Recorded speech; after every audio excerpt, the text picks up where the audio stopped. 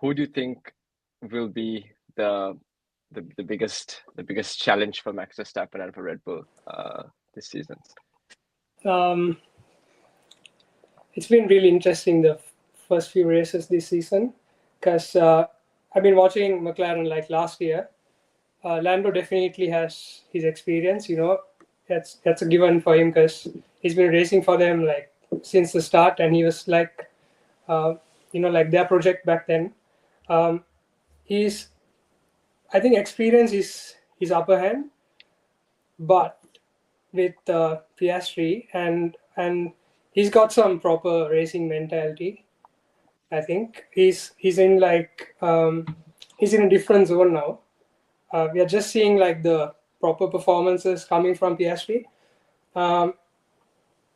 Lando's experience is going to count on Saturdays, because that's where the game is. I think now, if Piastri is going to get a really good qualifying on Saturday, I think he can always win that race, because he's getting there. He can do it.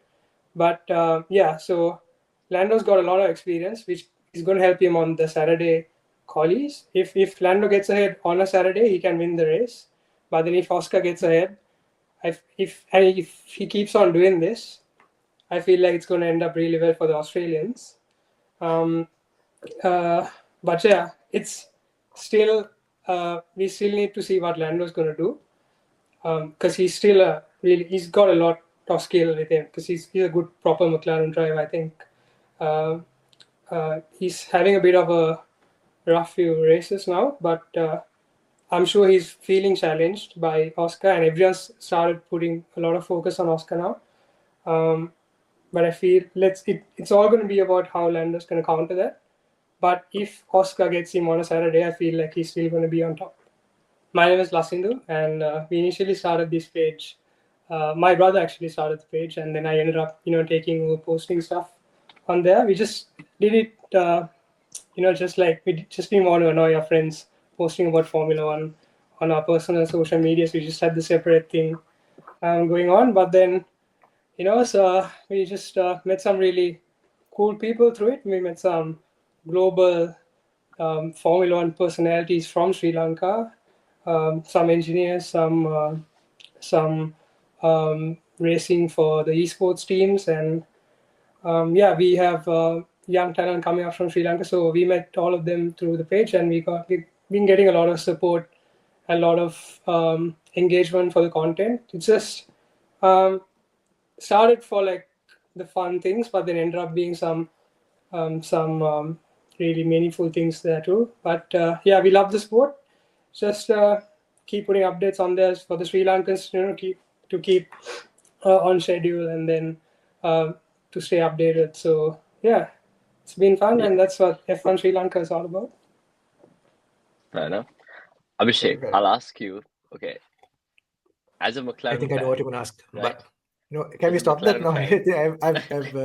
I've switched to neutral. Not switched. Never mind. Yeah, let's go for it. Okay, as a former McLaren fan, it's just surprising. As soon as McLaren starts leading the championship, he's not a fan anymore. One answer: who at the end of this season, who is the champion? If it's a McLaren driver, who is the champion? That's a very good point. If it's a McLaren driver, if it's a McLaren, I think Max. Just to be honest, I'm also of the. I think we said this at our very first episode, where we said if the McLaren is significantly ahead. Yeah. I mean, there were two scenarios that we proposed, right? Yeah. If the McLaren is significantly ahead, it had to be one of the McLaren drivers. If it wasn't, we actually said it would be either Max Verstappen or George Russell. And the reasons were because of the inter-team battles and the lack of in the case of Red Bull and Merc. The problem with Merc is their pace is steady, but it's not as fast. So that's the only problem. But they are probably just one update away. But if you take the McLaren drivers, that's a very good question. It's very tough. At the start, I was of the opinion that Lando would be the champion, because I think I agree completely with what Lasindu said.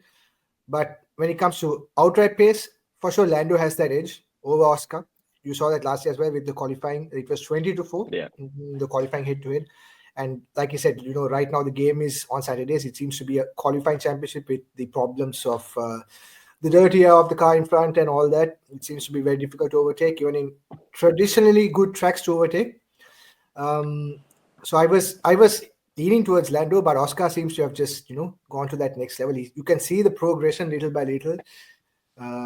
So my answer is I don't know, because I don't think it's good to write off Lando just as yet. I think people are already pumping the ship and saying, oh my gosh, Lando is so he's washed and all those things, but Lando is still a very talented driver. All his wins have been dominant wins, right? And he's shown if he gets it right, he can run away with it. And he's also won races where the pressure has been high, like Abu Dhabi last year, where the Constructors' Championship depended solely on him because Oscar got spun around by Max at turn 1, and he had both Ferraris behind him. So he's shown that he can do it. Like, everyone knows that. So it's not really smart to just write him off just because he's had this bad phase. You need to give it more time. He's just 5 races. You have 19 more to go. So the answer is I don't know. I don't know whether that helps you, but there you go. Yeah, I mean, I agree with. I think people are really criticizing Lando, but I think one thing we have to sort of realize is, in the whole time that Lando is here, even when he sort of outperformed Ricciardo, he was never fully happy with the way McLaren was designing the car. And obviously the car is fast, but it's not that Oscar's come into and he's completely dominating Lando in a car that like Lando is super comfortable in. It's still a car that he's struggled with, and he's still put in really good performances. And it's still such a small like sample size. I think only like 5 races in.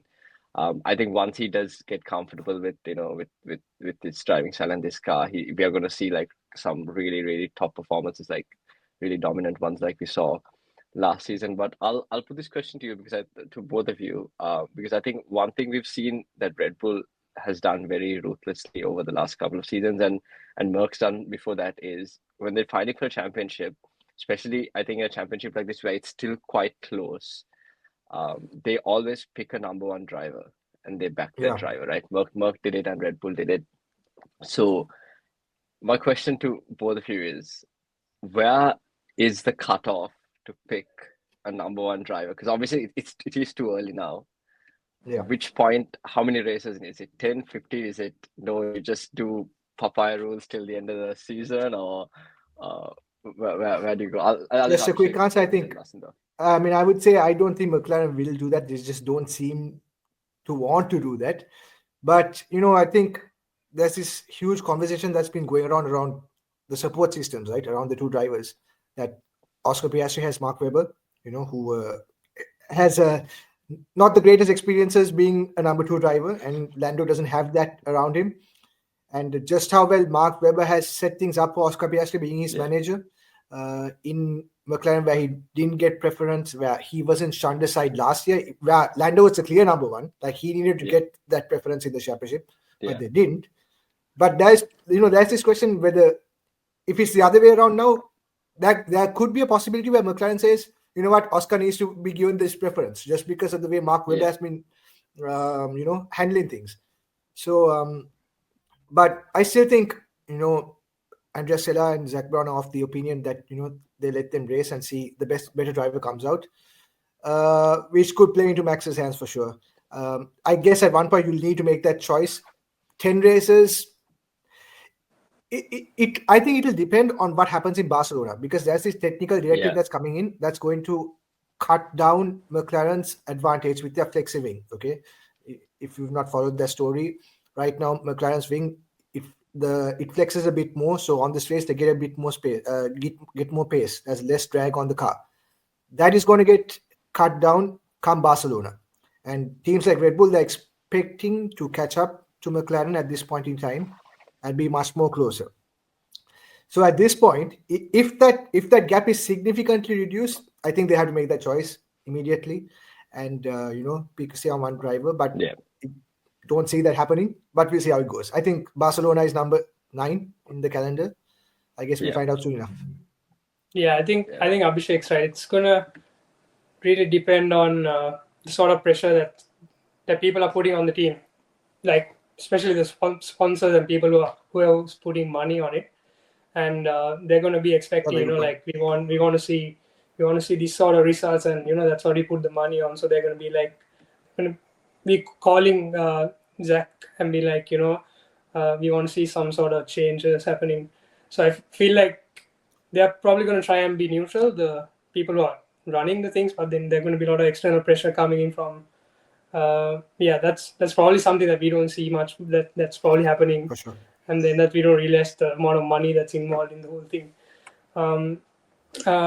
But you brought up a really good point. It's gonna, when it comes to Barcelona and all those changes, I feel like we'll probably see something happening. That could be still a little early though, but like we'll eventually like start seeing all of that coming out. So yeah, it's a good question. It's gonna be something to watch for.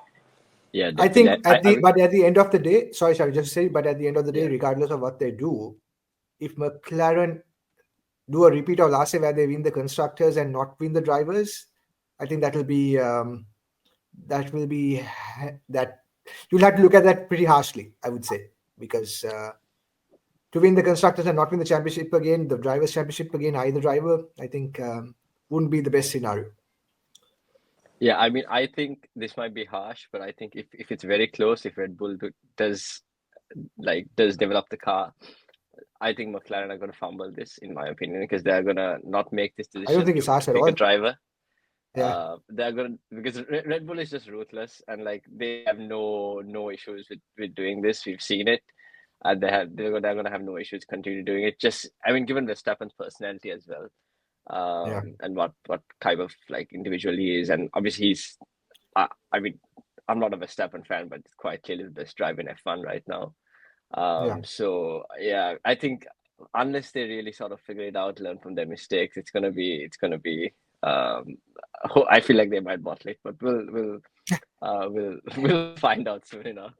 But I mean, I think yeah, you should. I think people shouldn't sleep on Russell as well, because I think Merc are really just one update away from really challenging, and they're not too far behind. Yeah. You know, they're not too far behind. Yeah, it's just the consistency, like like we saw in Jeddah. It's if they can actually get in front. But Russell has been doing really well this season. Yeah. But I think we'll move on to a team that hasn't obviously been doing well this season. That seems to be the case most of the time when we come on one of these episodes. We had Will, and obviously we're talking about Ferrari. Lasindu here, Ferrari fan as well. We had a few different predictions about this season. Abhishek and I had different views on how Hamilton was going to do this season. Lasindu, I'll ask you, how would you rate Hamilton's season so far in F1? In for Ferrari rather, sorry. Personally, I expected a little more from him. Yeah. Because being if he really wanted something, like if he was really passionate about something, you always saw Lewis Hamilton deliver when he like walks into something and he's very passionate about it. And when he was moving Ferrari, you saw that, like, the whole that he's been waiting to do this. Yeah. But then, yeah, I feel like he's been struggling. I'm not sure why. I know the car is not as good as all the others, but it's a Ferrari. End of the day, I feel like it's supposed to, in Hamilton's hands. I felt it'll be a little bit ahead. Like that sprint was pretty good. That was pretty good, but yeah, I thought that was going to be like the point where he starts really getting comfortable. But then it's been going down since then too. So yeah, interesting. I expected more, because similar scenario happened. If you guys follow MotoGP, similar scenario happening. It's a bit different sport, but they took the 8-time world champion, put him in the Italian team with like the red bike, and he's been winning all the races. Like, it's mad. He's like dominating. So yeah, that's just I expected something similar, comparing how Ferrari performed last year. But yeah, I hope he feels more comfortable in that seat soon. Right. Yeah, definitely. I mean, at the start of the season, I think I thought that Hamilton wouldn't be able to compete. He did get a good obviously a good. He did get a podium before Leclerc though. He did. I'm gonna give a hot, maybe this might be a hot take here, but I think a lot of people put this sort of narrative that the second seat at Red Bull is the hardest job in F1. But I'm gonna say that Lewis Hamilton's move to Ferrari has given him probably an equally hard job, because there's so much expectation around him from fans who follow the sport closely and fans who follow the sport casually. Like, Hamilton to Ferrari, it's such a narrative, and it's so important, something that F1 really pushed this season. But I think he's in a very difficult situation because, for one thing, Leclerc's been in with this team for a long time, and they are very clearly developing this car towards his driving style, right? And I think on top of that, Hamilton hasn't sort of gelled with these regs since they came in. Quite clearly, he is struggling with these new regulations, and it seems like he was hard on himself last season as well when he made mistakes. He was hard on the team, but now it seems like he's a bit down on his own sort of capabilities. He's not sure of himself. Yeah. So my question, Abhishek, is: will Lewis Hamilton be a Formula One racer in 2027? In 2027? Yeah. I mean, I don't know if you guys saw the episode he did with either Time or Vogue. I can't remember what the episode, what the magazine was, but he did like a piece with them, and he said that he's here to stay. Like, he said that his retirement is not on his radar. He's like he said, when he won his 7th championship, he's here to write a masterpiece. So he clearly has the goal to continue for a very long time, and part of that is to have success with Ferrari. So I don't think that Hamilton will want to stop. There's a question whether Ferrari will want to keep him. I think if Behrman starts continues to progress the way he's doing, and they have a decision to make, it will be, because by 2027 it will be 3 years with Ferrari, so they've got the whole let's say the whole the aura farming 3%, all the things they want to get out of this whole thing, they would have got it out of the way for sure. It will depend on a lot of things, like where the Ferrari car is in 26. I think that's something we'll get on to. How Hamilton is driving. I think like the case with Lando Norris, and more so with Hamilton, I think you need to give a bit more time, because the biggest talking point around this whole move is the fact that he's been with Mercedes since he was 13 years old or something like that. So he's been driving his entire life with a different team background. It's a cultural shift, and it comes down even to the smallest thing. Like there was this story where he has to use more engine braking going to the corners than what he's used to. These are all technical things that probably you're not even familiar of. Something that has become second nature to him. Now he has to revert, reset. And like he said, I think in one interview he said he needs a new brain, basically, because his brain is so hardwired in driving a certain type of car, and now to make that switch, there's a lot of adjustment that needs to be done. So I think you need to give time. I don't think that Hamilton is, he's probably not as fast as he was, but I don't think he's, terrible. He's still a very good driver. The China Sprint showed that he can do it.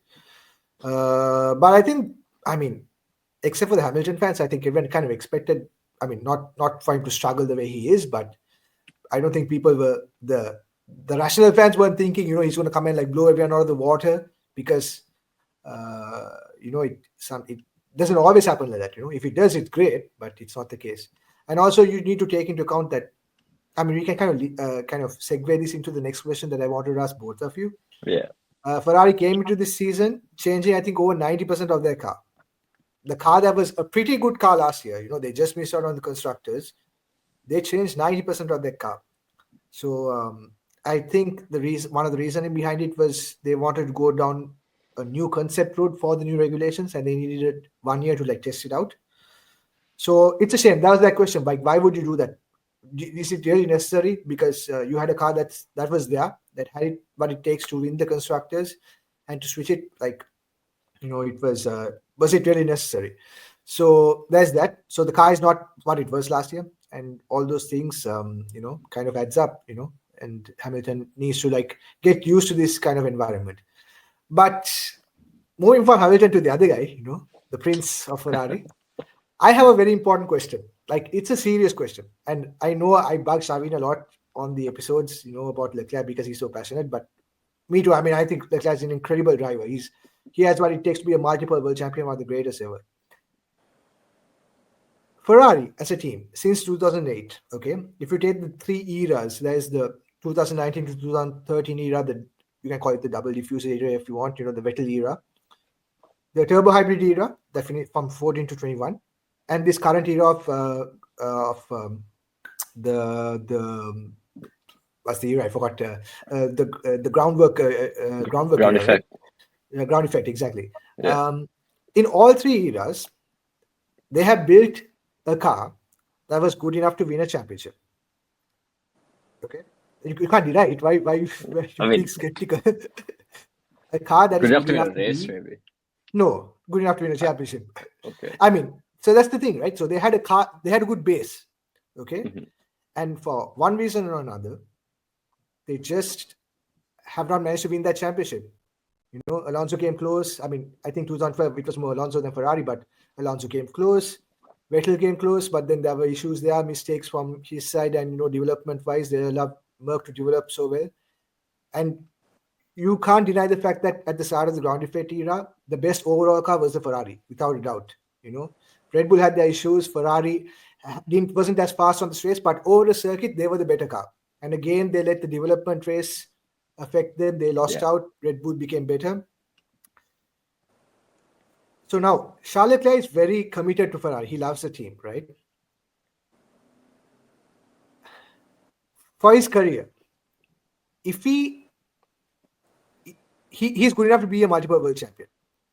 But if it seems like Ferrari are not going to be that team, what is better for him to think? Because I think if he stays long enough at Ferrari, he should win a championship, at least one.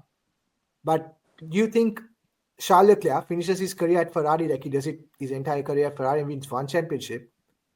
Do you think it's worth it as opposed to going to another team and winning multiple championships?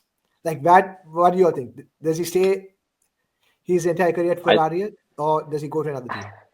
I think whether he'll stay or not is a difficult question because that really depends on him and his sort of bond and his emotional bond with the team. But I think if obviously he has to stay this season and has to wait to see what happens in 2026. But at the end of 2026, if the team doesn't have like a proper competitive car, not like this season, like even this season they're not competing for the championship, right? They're competing for like second or third. If they don't have a car like McLaren now, I think he should leave and go to a different team because he'll be 27, 28 by then. And he would have. He's 2 years elder to us, no? So 28, yeah. 28, yeah. He would be like 28 by then, and he hasn't won his first championship yet, and he's still winning like 1, 2, 3 races a season. I think it's such a waste, and like you said this a couple of days ago or like last week. You said if he stays at Ferrari, he's bound to win one, right? Yeah. But then every year there's only one champion, and if you keep thinking like, oh, he's bound to win one, he's just going to be like 35 without any championships. Like it's like in 2006, if someone said like Fernando Alonso is never going to win another World Drivers Championship, people would be like, oh, that's crazy, like this guy is the best even driver Vettel, right? Even Vettel, like he had 4 championships by 26, and they're like, oh, he's definitely going to beat the record. Like, he's so young, he has so much time. Exactly, and it never comes. It's always like near misses. So, I think he should leave, but I don't know to where because it doesn't because it's not very clear which team he's gonna go to. I think most team, I mean, almost every team would love to have him, but I think he should leave if the car isn't in the right place. I don't know what Lasindu thinks.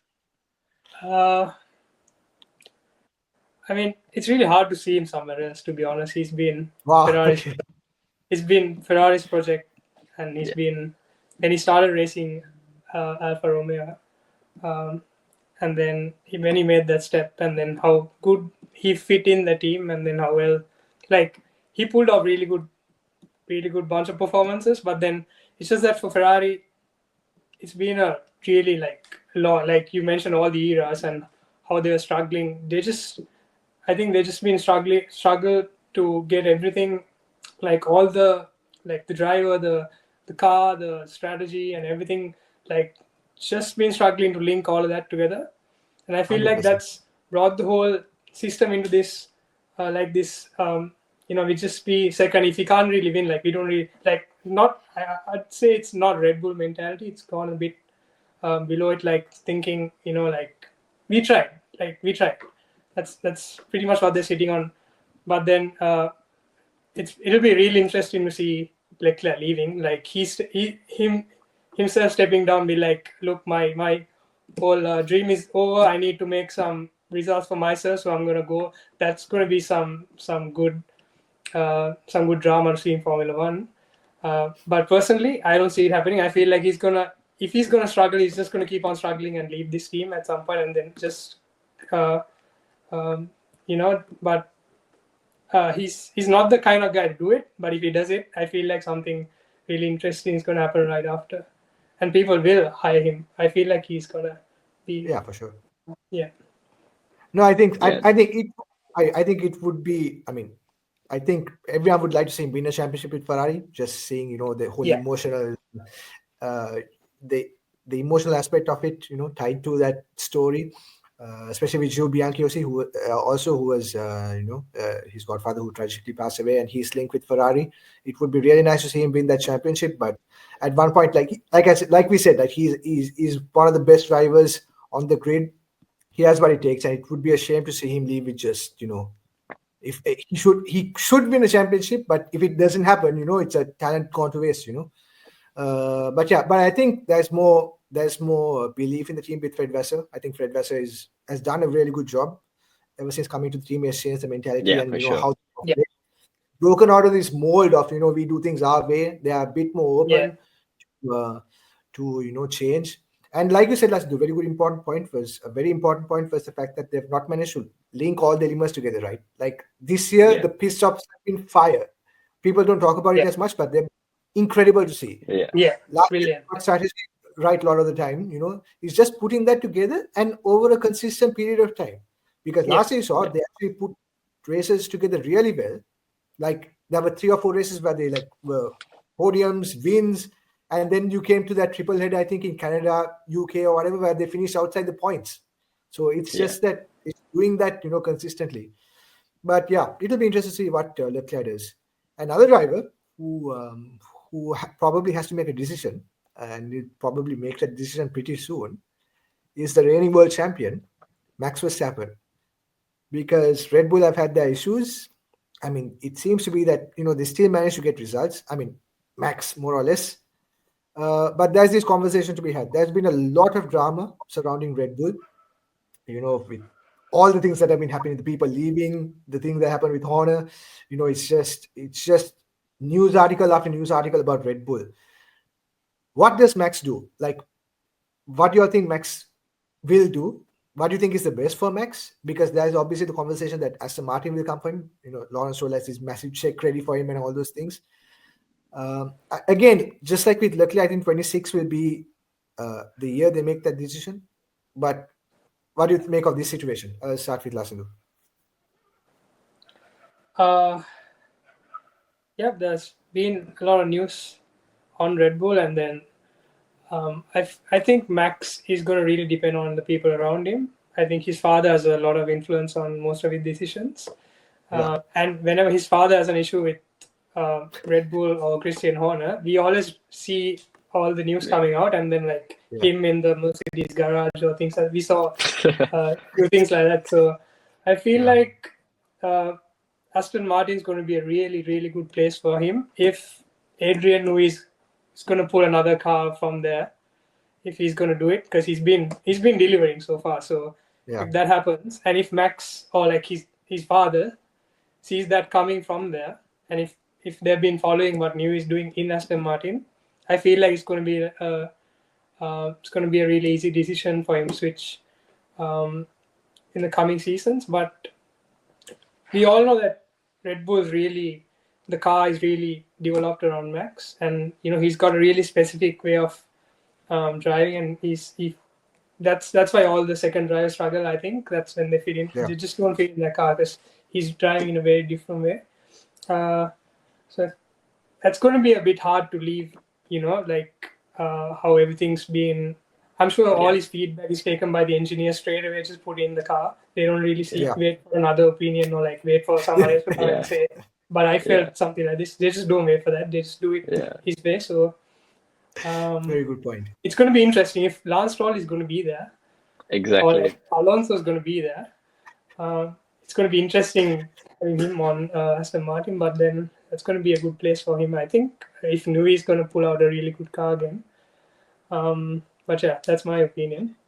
Yeah, I think just to add to that, I think you said about Adrian Newey. I come to you, Shavin, but apparently he has locked himself away. Like he's not answering Andy Cover's calls. Like there's no information whatsoever. He has apparently completely gone to some corner somewhere on the earth, and apparently he's just working on the 26 car. So you could expect. Must be with his sketchbook. Honestly, I mean, let's hope for Alonso's sake that finally he has a car that can challenge for the championship next year. But Honda also has to deliver. But Shavin, what's your take? Yeah, I think, it would be nice if they actually do, if Fernando actually gets a car, because it still seems like he can drive at a high level, but I think I just can't see Lance Stroll being Verstappen's teammate in any kind of scenario, right? If they have a car that's clearly the best car on the grid, Max is going to destroy him. And then I just can't see Lawrence Stroll seeing his son getting absolutely wrecked by Max Verstappen. And if it's just a competitive car as well, I think Max still beats him either way. I think I was going to say, it doesn't have to be the best car. I think even if it's the... I have a feeling, they're developing a really good Le Mans car. I feel like they're going to put Lance Stroll in it and then just let him race that. Because it's going to be he's anyway putting a lot of money in that project, and then Newey is part of that too. So I feel like they're just going to let him be and then go and win that, and then let Alonso, because Alonso Max will get along, but it's going to be really interesting. For now, I would like to see that relationship if it's a championship winning car. Just how those two, they love it. They obviously they admire each other a lot. They have a lot of respect for each other, but they've never been in a championship fight. So that's how you're saying. Yeah, for sure. I personally think he stays at Red Bull because I think they're still gonna have a competitive car, unless obviously the relationship really sours with them. But if he leaves, I think he goes to Merck, because it seems like Toto he really wants him.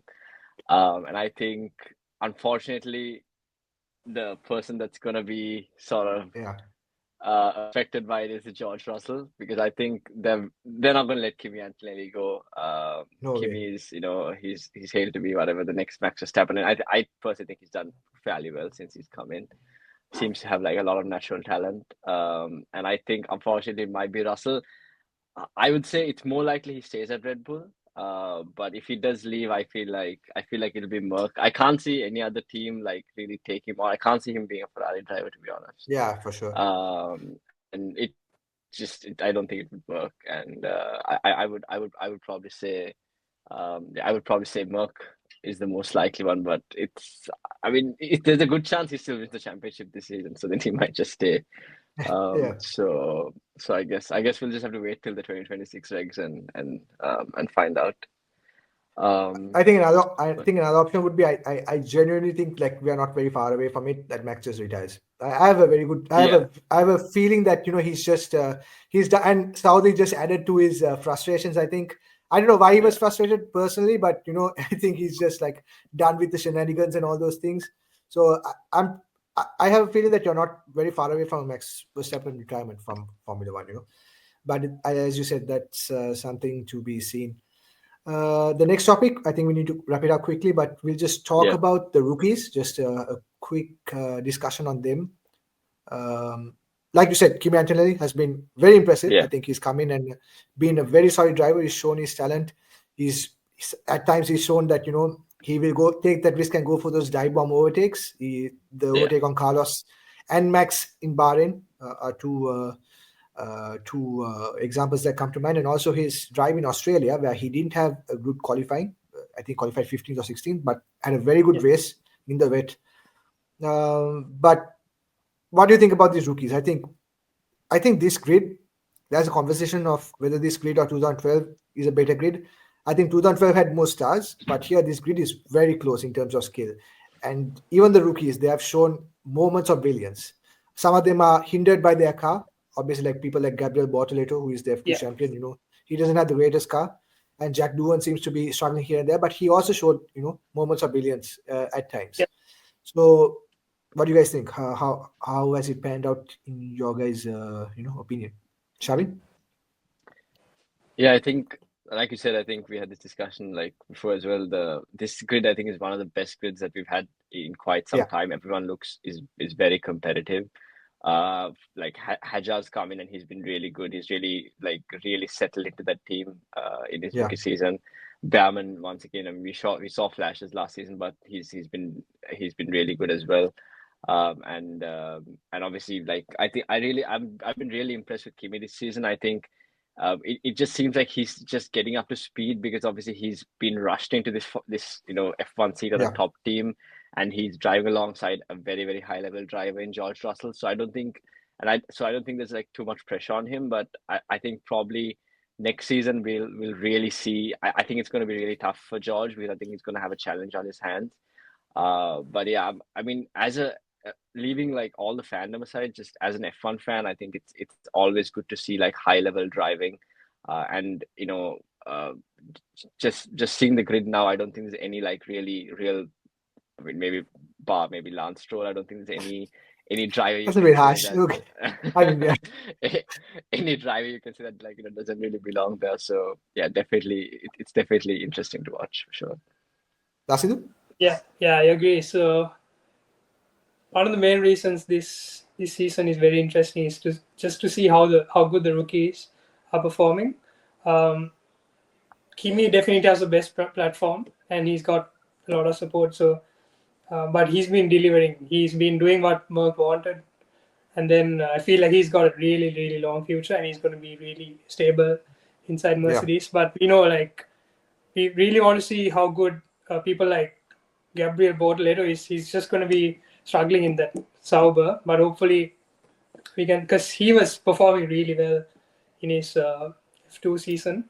Hajar has been he's probably the most impressive for me so far in I agree. in the sister Red Bull, because he's pulled off some really good quality, especially qualities, because that's where mostly the rookies struggle, but he's been delivering really well.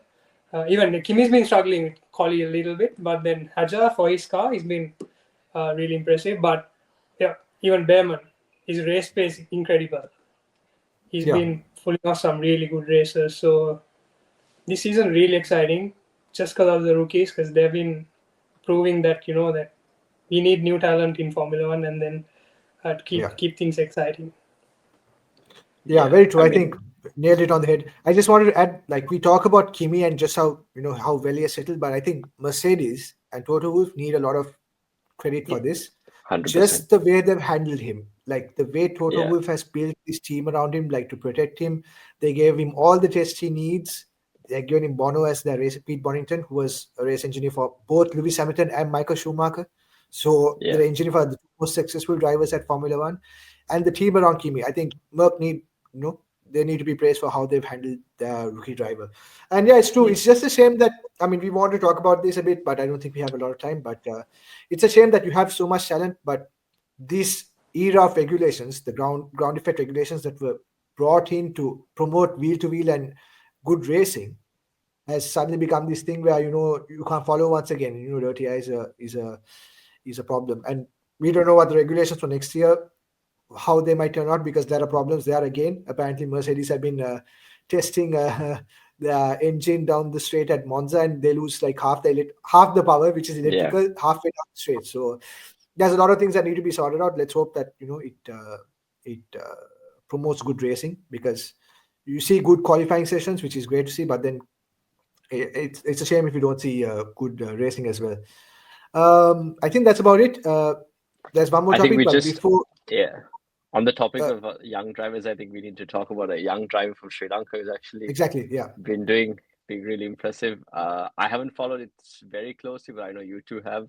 Obviously, talk about Yavan David, but what are your thoughts on that? I'll let I'll Lasindu let speak Lasindu first go because first. I think Yeah. he's spoken to him as well. So Yeah, so Ivan's having a really good early career now.